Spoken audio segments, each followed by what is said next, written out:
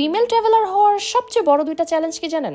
এক হচ্ছে সমাজের চোখে আপনি সবচেয়ে বাজে একটা কাজ করছেন, আর 2 নম্বর হচ্ছে পিরিয়ডের সময় ট্রাভেলটাকে ম্যানেজ করা। একজন ট্রাভেলার আর একজন ট্রাভেল কন্টেন্ট ক্রিয়েটরের মধ্যে কিন্তু আকাশ পাতাল ব্যবধান। ট্রাভেলার যে কোনো সময় চাইলে তার ইচ্ছা মতো ট্রাভেল করতে পারে, বাট একজন travel content creator non stop যে কোনো জায়গায়, যে কোনো সময়, যে কোনো ওয়েদারে, যে কোনো ভাবে ট্রাভেল করতেই হবে। মানুষ ট্রাভেল কন্টেন্ট ক্রিয়েশনকে দূর থেকে যতটা রঙিন, সুন্দর এবং সহজ ভাবে, ইন রিয়েলিটি এটার সিনারিওটা পুরোটাই ডিফারেন্ট।